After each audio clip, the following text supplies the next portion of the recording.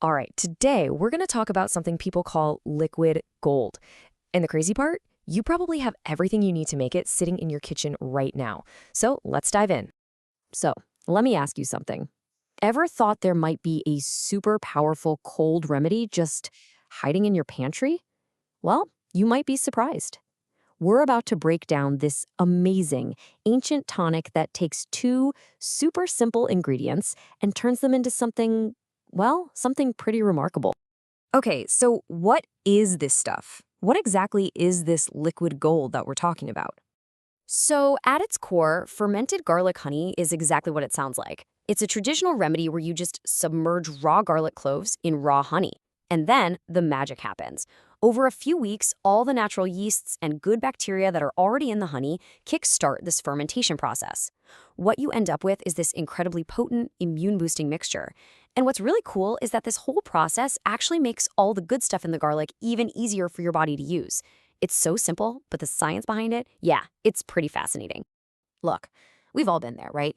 You bite into a piece of raw garlic and wow, it is pungent, it's harsh, almost spicy. But here's the thing. When it ferments in that honey, a total transformation happens. It becomes mellow, sweet, and actually, easy to eat. This is what makes it so great. You get all the power of garlic without that intense bite. Okay, so we know it's simple, but what makes it so powerful? Let's get into the health benefits because this is where it gets really good. And listen, we're not just talking about one or two things here. This stuff is a powerhouse. The benefits are all over the map, from boosting your immune system and helping with colds and flu, all the way to heart health, helping your digestion, and even fighting inflammation. It really is like a multi-tool for your body's wellness. This quote really nails it. It's described as a potent antimicrobial, anti-inflammatory, and immune-boosting remedy. A lot of that power, by the way, comes from a compound in garlic called allicin. And the important thing to remember is this isn't just old folklore. These are real properties with actual science to back them up. So, practically speaking, how would you use this? Well, a lot of people swear by it for fighting off the very first signs of a cold or flu. You know that little tickle in your throat? Yeah, that. It's also great for soothing a nasty cough, helping with digestion if you're feeling bloated, and even supporting your heart health in the long run. All right, are you feeling inspired yet? Because the best part is just how ridiculously simple this is to make yourself. Seriously, let's walk through exactly how you can make your very first batch. Okay, it really comes down to three super easy steps. First, you're going to take a clean, sterilized jar and fill it about half to 3/4 full with peeled garlic cloves. Give them a little crush first. Step 2, pour raw, unpasteurized honey right over the top. You want to cover the garlic completely. And using raw honey is key. That's where all the good stuff is. And finally, step 3, you just seal the jar. Now, for the first week or two, you do have to burp it every day. That just means you quickly open the lid to let the gas escape. Easy, right? So what does this fermentation journey look like? Well, in that first week, you're going to see a lot of bubbles. That's a good sign. It means it's working. And that daily burping is super important. Then, by week 2, things start to chill out a bit. The bubbles slow down, and you'll notice the honey gets much thinner, more watery. By about week 4, you're done. It's ready.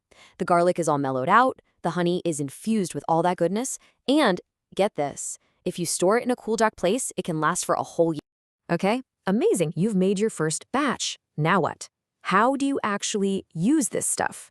Let's talk about the dosage, both for just daily wellness and for when you're really feeling sick. For just general, everyday immune support, it could not be simpler. Just 1 teaspoon of that infused honey, once a day. That's it. Some people like to have it first thing in the morning on an empty stomach, but you do you. But what about when you're actually sick? Okay, if you've got a cold, a flu, or a sore throat, you're gonna want to ramp it up. You can eat one of the fermented cloves or take a whole tablespoon of the honey like 3 to 4 times a day. If you've got a cough, a simple teaspoon straight up, or even better, stirred into some warm tea, is amazing. And for supporting heart health, it's all about consistency. Just make it a regular part of your daily routine. Okay, hold on. Before you run off to the kitchen to start your batch, we need to cover some really important safety stuff. It's crucial. And after that, we'll talk about some fun ways to get creative with it. All right, let's tackle the big one. This is something that freaks people out all the time, so let's just get it out of the way. You go to check on your jar and, wait, your garlic is turning blue? Or maybe even green? What in the world is going on? First thing, do not panic. Take a deep breath. This is completely normal.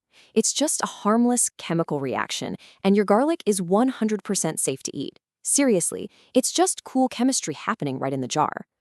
Okay, now for the really, really important safety precautions. Please listen carefully.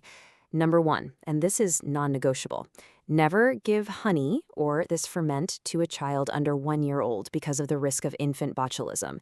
Number two, if you see any mold, I don't care what color it is, if it's fuzzy, it's mold, you have to throw out the entire batch. Don't even think about trying to save it. And number three, garlic can act as a blood thinner. So if you are on any blood thinning medication, you absolutely must talk to your doctor before you start taking this.